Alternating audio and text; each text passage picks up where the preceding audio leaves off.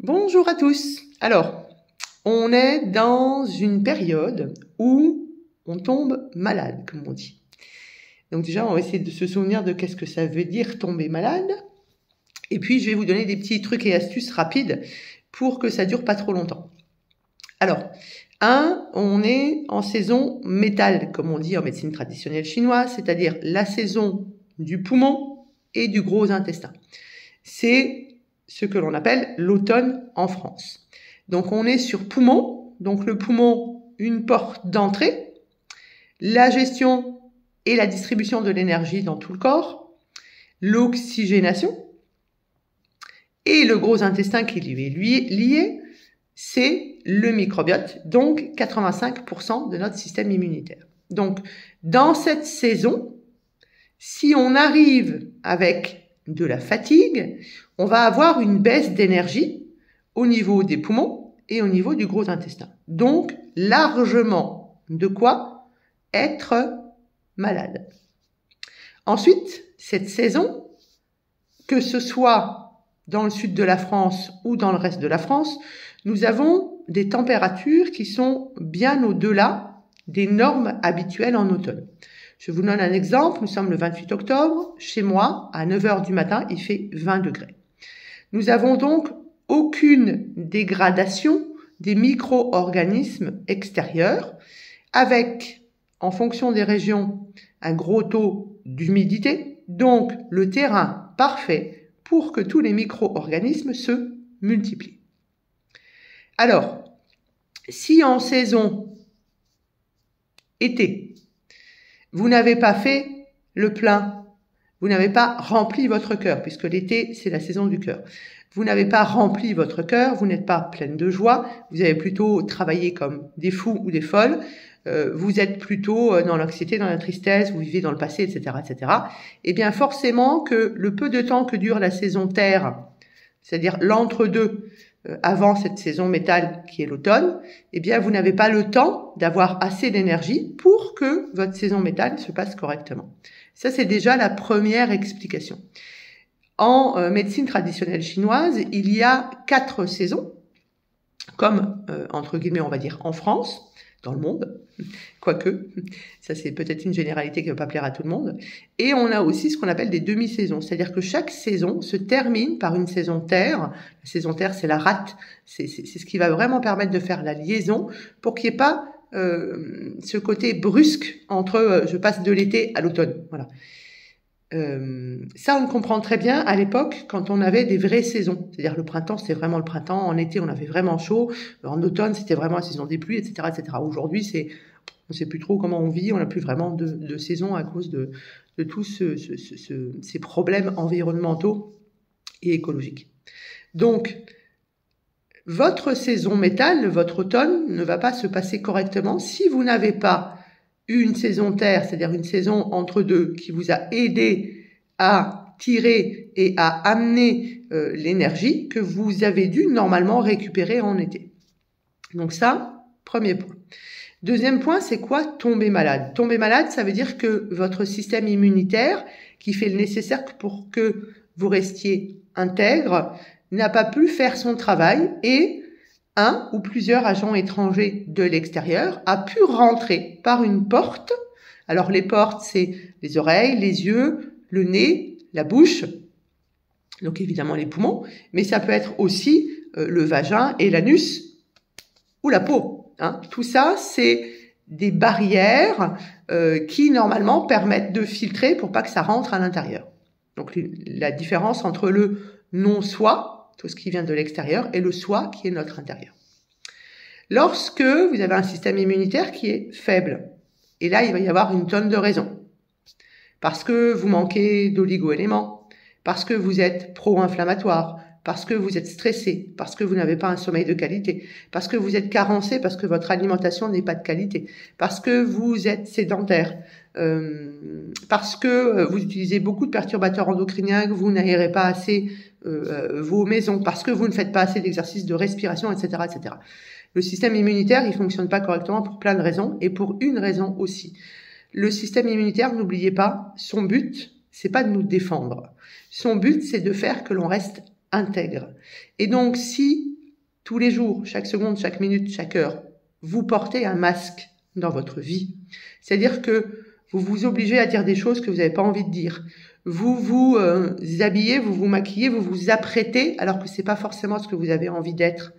Vous vous obligez à, je vais faire le plus gros truc que tout le monde va comprendre, c'est vous obligez à supporter votre belle-mère alors que vous supportez pas votre belle-mère, etc., etc. Et bien tout ça, ça fait que vous n'êtes pas intègre, ça fait que vous portez un masque et donc votre système immunitaire, il récupère tout ça puisque vous n'êtes plus intègre.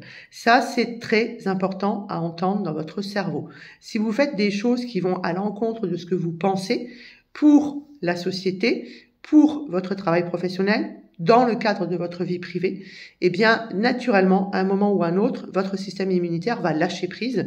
Et si votre système immunitaire lâche prise, vous êtes souvent malade, vous êtes en allergie ou vous faites des maladies auto-immunes. Ça, première partie importante à entendre. Deuxièmement, donc, le système immunitaire est là pour vous protéger de ce qui peut rentrer, donc, dans les portes d'entrée. Et c'est pour ça que lorsque l'on est malade, on a le nez, on a les yeux, on a la bouche, on a la gorge qui fait mal, et puis ça finit par les poumons. On peut faire des otites aussi, par exemple. Mais on peut faire des maux sur la peau, des eczémas, par exemple, des psoriasis, etc. C'est un système immunitaire qui est débordé, qui peut plus faire son travail. Mais comme certaines périodes dans l'année, notamment les périodes humides comme en ce moment, il y a des personnes qui font plutôt des cystites à répétition. Et le problème est le même pour tous.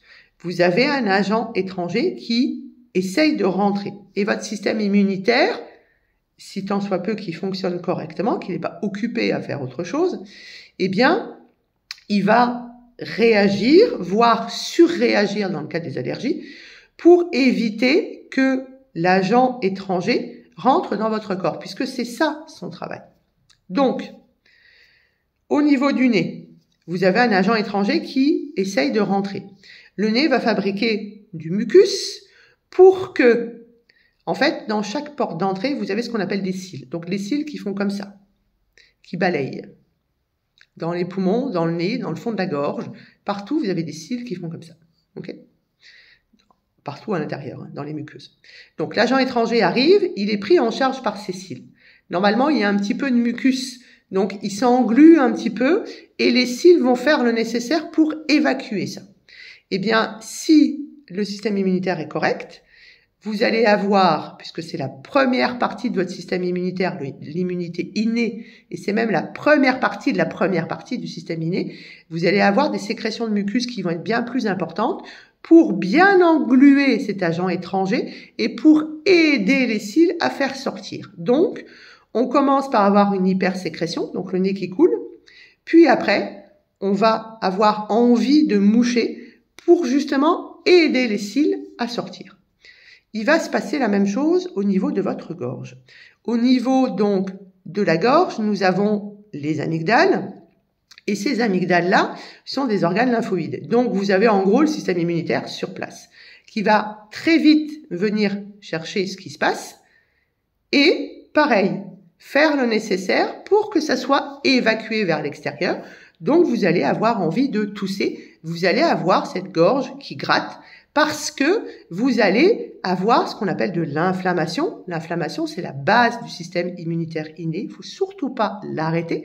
Elle est dangereuse lorsqu'elle ne s'arrête pas elle-même toute seule. Mais ça, c'est un cours sur le système immunitaire. Il y a une formation, si vous avez envie, qui est très intéressante pour le grand public. Donc, vous avez, ou ici, ça n'a pas été assez performant, donc ça descend. Et les gens sont souvent, ça commence par le nez, puis après c'est la gorge.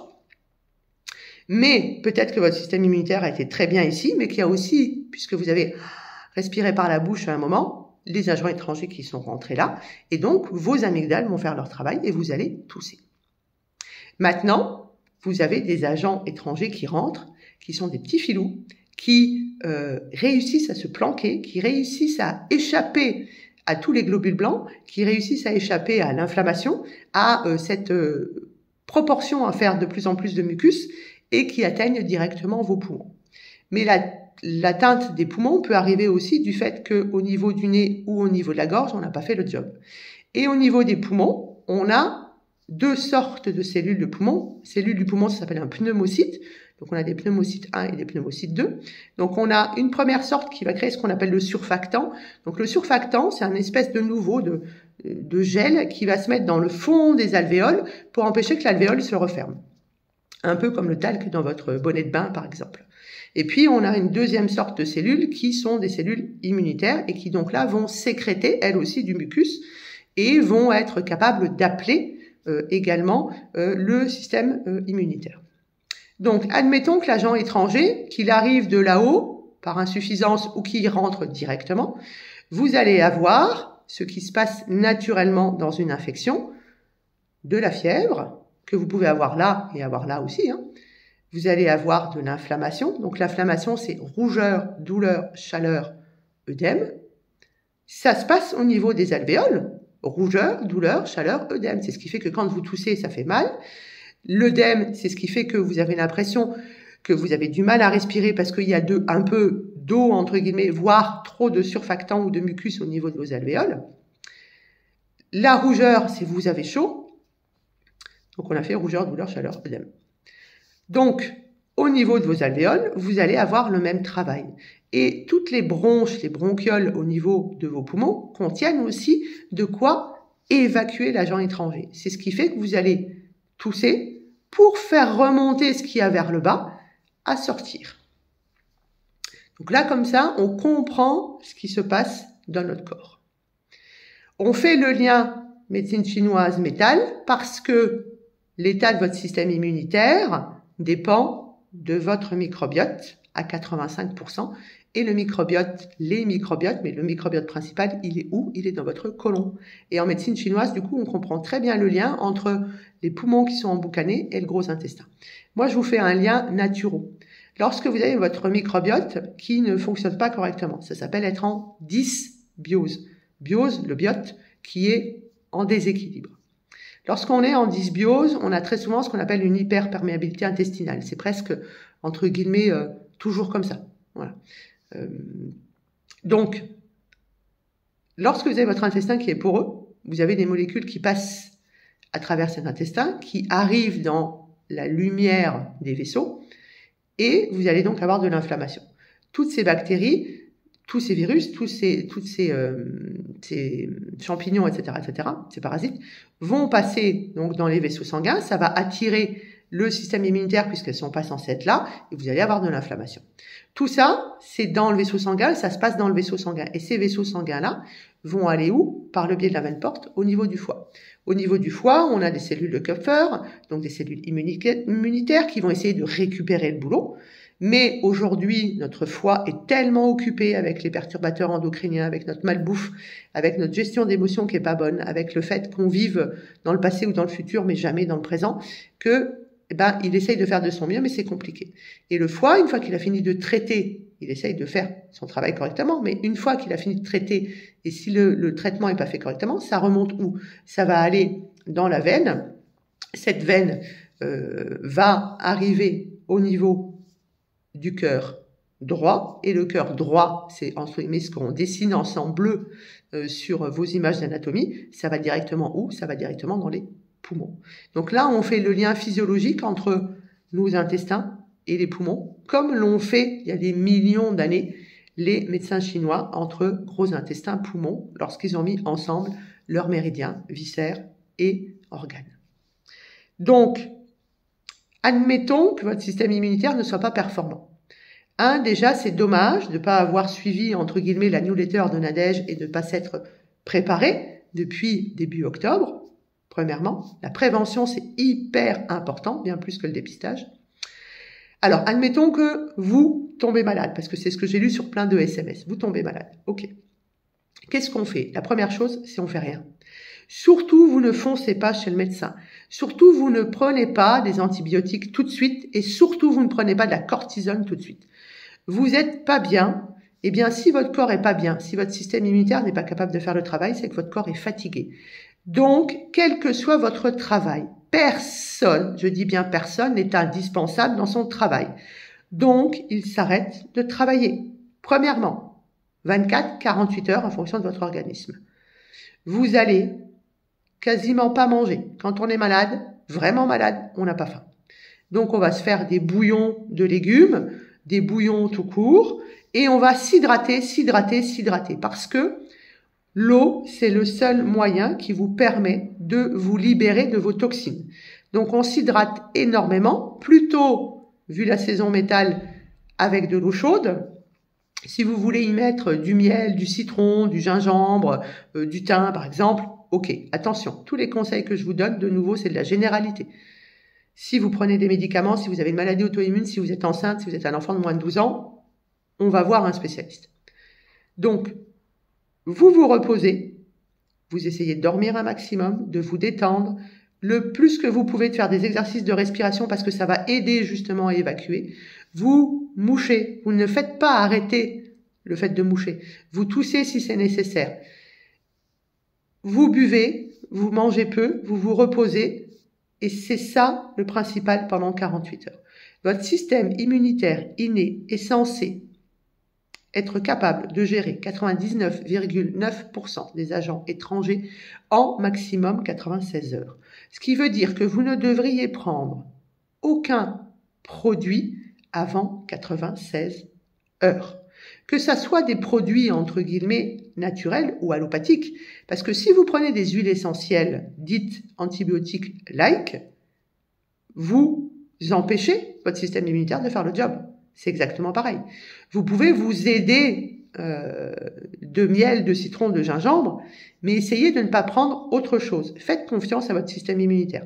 Si vous voyez qu'au bout de 48 heures, il rame beaucoup et que vous n'allez pas mieux et que vous avez besoin vraiment d'aller bosser, par exemple, ben là, vous allez vous aider avec, pourquoi pas des huiles essentielles, pourquoi pas de la gémothérapie. Moi, mon couteau suisse, c'est la propolis parce que ça marche d'enfer. Et notamment lorsqu'on a des problèmes de gorge, ça anesthésie. Donc c'est vraiment hyper top pour pouvoir continuer à bosser.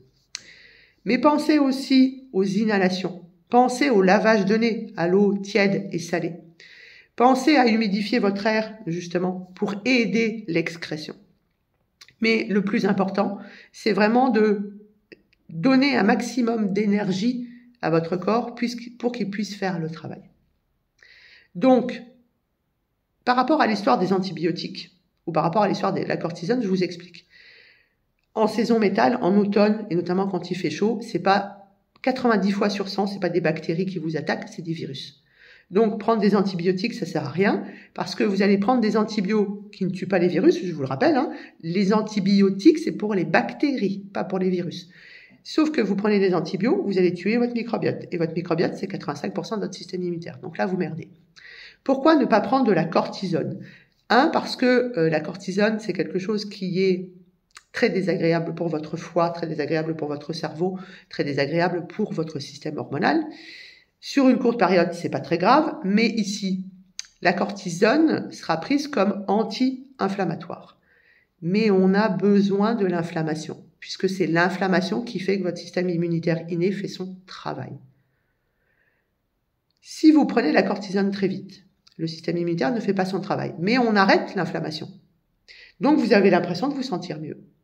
Et derrière, eh bien, les maux reviennent 3, 4, 5 jours plus tard. C'est-à-dire qu'en gros, vous êtes malade 10 jours à la place de 5 jours, mais pendant quelques jours, vous avez été tranquille. Parce que l'agent étranger est toujours là. La cortisone, ça ne tue pas l'agent étranger, c'est un anti-inflammatoire.